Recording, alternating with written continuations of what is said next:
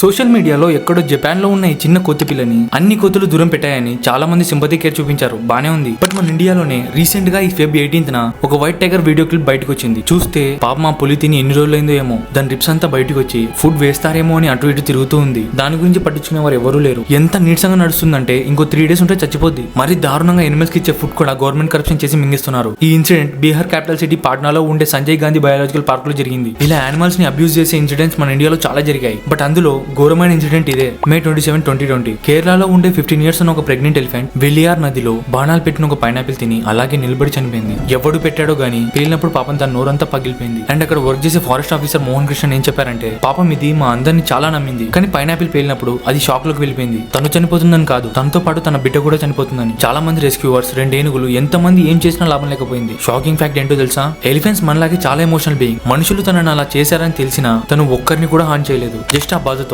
కడుపులో బిడ్డని పెట్టుకుని అలాగే నిలబడుతూ చనిపోయింది. మనుషులు ఇంత క్రూయల్ ఉంటారని మీరు కూడా ఎక్స్పెక్ట్ చేసి ఉండరు. అండ్ ఈ న్యూస్ విన్న రతన్ టాటా గారు ఒకే మాట అన్నారు, మెడిటేటెడ్ మర్డర్, అంటే ప్లాన్ చేసి ఆ ఏనుగుని చంపేశారని చెప్పారు.